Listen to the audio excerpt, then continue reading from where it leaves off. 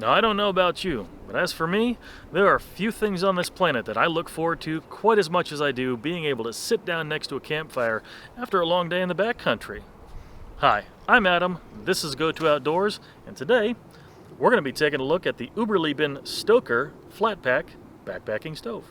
Now, when it comes to the world of backpacking and camping, there's absolutely nothing new about a stick stove. That's a very loud bird. I mean, they've been around pretty much as long as people have been around in one form or another.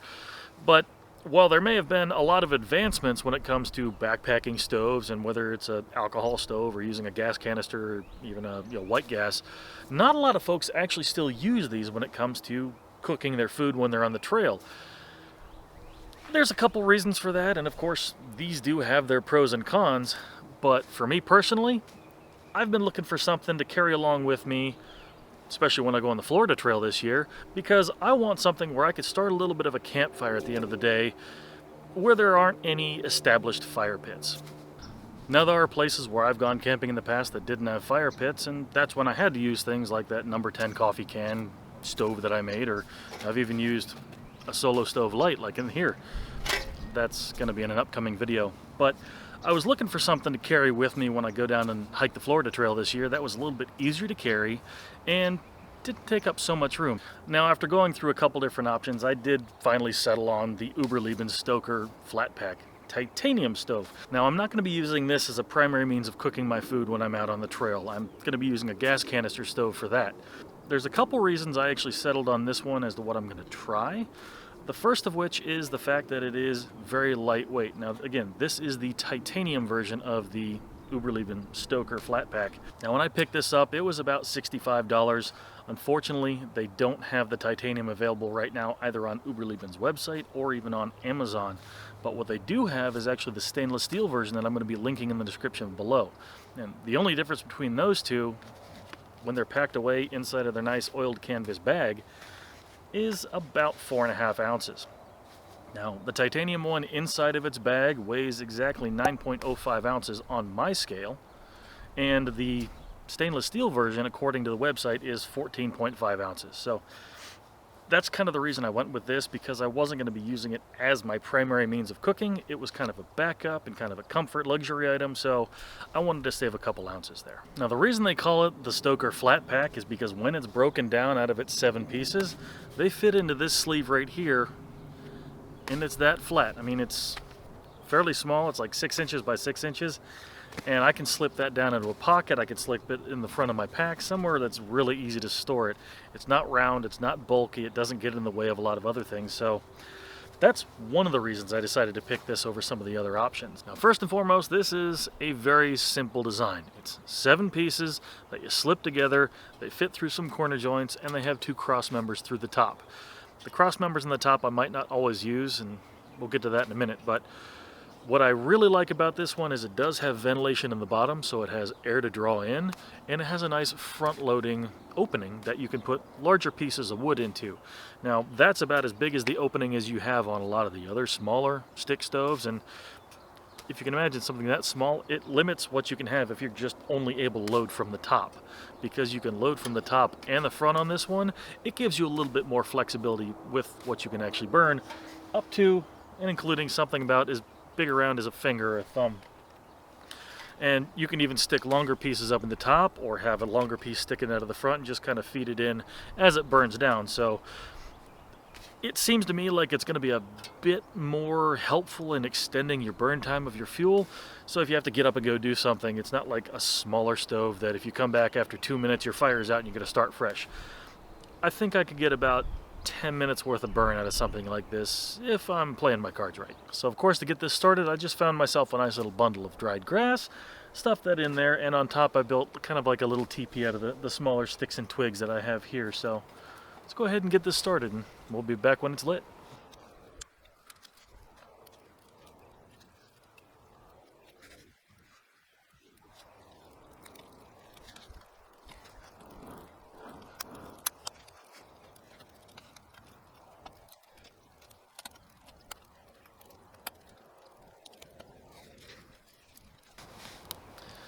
As you can see, yeah, that doesn't take too long to get a nice fire going. Now, I'm probably never going to build a fire this big. Being the first time that I've used this particular stove, I didn't know how much of a updraft effect it would give to the fire. Clearly that does quite a bit. Does a really good job of efficiently burning everything I have in there. Now, as you can see, I have a bunch of my sticks still left, and I have a fair bit of other fuel here, but that's a pretty good fire. And like I said, as long as you sit here and you feed it and you tend it, that's more than enough to get you comfortable at the end of a night, for sure. Feels really good. Now, a couple things you might notice real quick. At the bottom here, you'll notice there are a couple flames that keep spitting out from underneath. That is one of the cons of having a stick stove designed like this. You need to have something underneath it that you really don't want to burn, just in case it gets too hot and actually leaves a scorch mark. I can't tell you the number of places I've seen burn marks on the tables, picnic tables, and on shelter rails, on the AT and other places like that, because it happens. People don't plan ahead and they end up burning what's there. So that's really warm. So just keep that in mind. The second thing you might have noticed when it was first getting started up is that it is very, very smoky. Now, unlike some of the other gasifier stoves, such as the Solo stove and other designs similar to that, and make sure I don't burn my beard here, the open top stick stoves like this are just more prone to having a little bit more smoke until they really get burning like this. Now, a smokier fire does translate directly to a lot more soot if you're going to be using this as a primary means of cooking your food. If you put a pot or a cup on top of here, expect it's going to get dirty. You're going to have black soot all over the bottom of it that you're going to have to scrub off when you're done using it for that particular meal. Now, some folks don't have a problem with that. I particularly don't. This probably will have a little bit of soot and a little bit of scent to it once you actually get it cleaned off and cooled down and put back into its sleeve to travel with you, but it's just another thing to consider. It burns down really nicely, really quick. So see, there's a bunch of coals in here now, and at this point you can just start feeding stuff through the front if you want to, and it's all gonna light up and do its thing.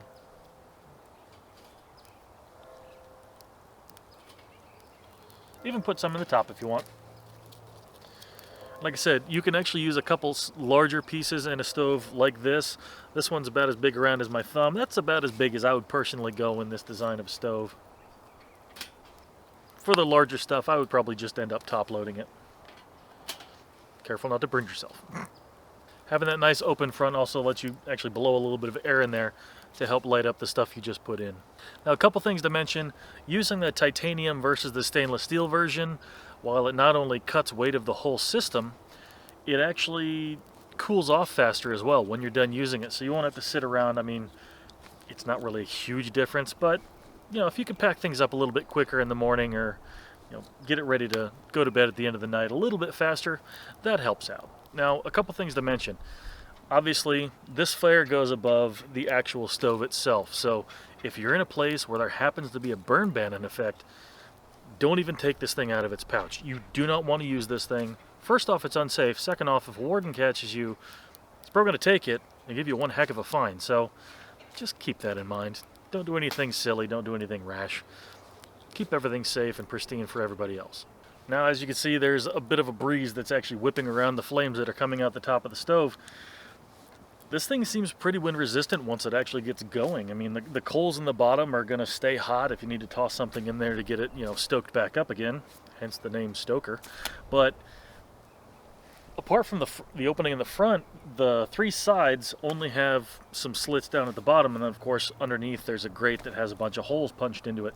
So it really seems that once this thing gets going, it really shouldn't need a windbreak or a screen around it to help it, stay nice and lit and toasty. Kind of wish I had some marshmallows right now. It's putting off a good amount of heat though. Considering it's only in the low 50s right now, this feels awesome. Yeah, out to here, it's still putting out a fair enough amount of heat. It's radiating pretty good. I'm really impressed with this, and it seems to be burning very efficiently. I mean, I've fed it a few sticks, obviously. I mean, most of the little stuff I actually pop back here in a pile again, but I still have probably about 2/3 of what I thought I'd need for this, and it's been burning for about 15 minutes now, so this is a pretty good little stove. While this burns out and I warm up my hands a little bit more, let's go ahead and go over some pros and cons right quick. Snap, crackle, pop. That's a pro for me. For me, the sizzle, the pop, the crackle of a fire at the end of the night is very relaxing. Helps chill me out after a long day. And yeah, that's not a sound you're going to be getting out of a little roaring rocket stove. It's the whooshing, hissing sound that you get out of a gas canister stove. It's not soothing at the end of the night. All right, another pro, this thing is extremely efficient. I mean, this has been burning for over 20 minutes now. As you can see, the sun's mostly gone down now while I've been out here tending this fire, and it's still throwing out a lot of heat. I could easily toast marshmallows on top of there at this point. And man, it feels really good. It feels really, really good. The way they actually designed the panels that are on this thing is they're all stamped. So they have, you know, a little section that's punched out. That's going to add a bit of stiffness to the whole design. If it was just flat pieces of titanium, they'd be wobbly, they'd be prone to warping and bending. But the way they actually did this with a small stamp, that was actually kind of a good design aspect on their part. Now, the cross members on top, when they get hot, because they are directly above all the fire, those may have a tendency to warp, but so far they look like they're standing up pretty good. The stainless steel version of this probably has, you know, the same kind of tendency to get hot and warp on those cross members, but all in all, I think they're going to perform just the same between the titanium and the stainless. The stainless steel version that I have linked below is about 45 bucks. Now, again, that weighs 14.5 ounces as opposed to this one, which weighs, you know, a little over 9 ounces inside of its pouch. So this one, when it's available, costs between $65 and $70. I got this for $65, so it's an additional $20 over the stainless version, and you're losing 4.5 ounces worth of weight. So it's about 2/3 of the weight versus the stainless steel version for 20 bucks more. As you can see, all that white ash that popped up, that is extremely cleanly burned. It's very efficient in the way that it actually uses the fuel that's inside, partly because all the heat is centered inside of it, and it's a bit of a rocket stove design where it draws air up from underneath. There are holes, like I said, in that grate below that actually feed, you know, good air to the fire at all times, which helps with its efficiency and helps it burn clean like this. So you're not leaving a lot of extra schmutz laying around. That white ash, again, being the sign of a clean burn, the less smoke you have is going to be, again, the less soot you have, which is going to keep your pots and stuff cleaner if you're using them to cook on top. And I will say one thing I'm noticing already, like I was mentioning earlier, there is a little bit of a scorch mark on this piece of cherry that I have it setting on. So be careful if you're using this at like shelters and places that have picnic tables and whatnot. Put something down underneath it. If you have a sheet of, you know, even aluminum foil, I'm sure would do plenty to actually keep this from burning that surface. But if it's going to be setting somewhere on the ground, you know, make a little platform out of a couple sticks and just, you know, put this up on top as long as you can make it stable and safe.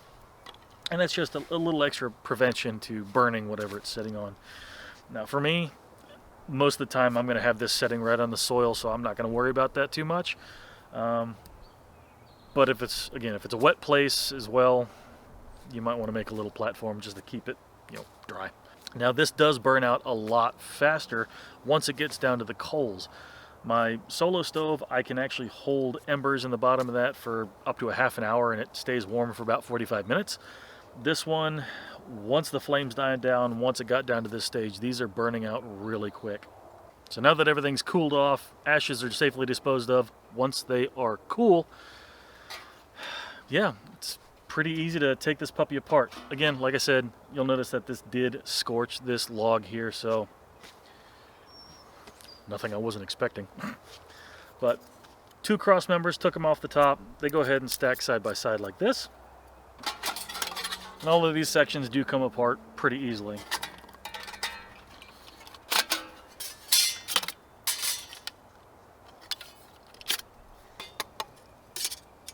Just stack everything up. I like to put the grate in the bottom in between the actual sides, and I put the front right on top. Also slide the 2 cross members underneath the front,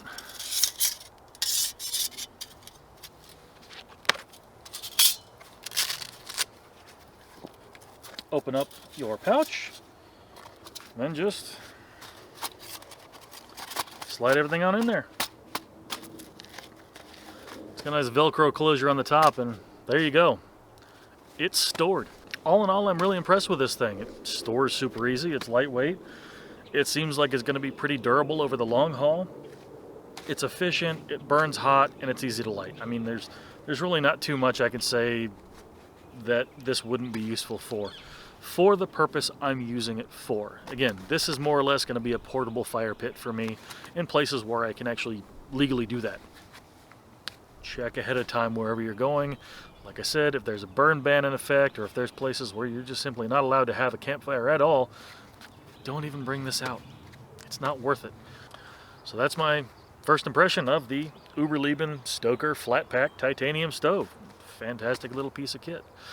But that's all I got for you today. So like I always say, thanks again for watching. Make sure you find a reason to smile today, and I'll catch you in the next one.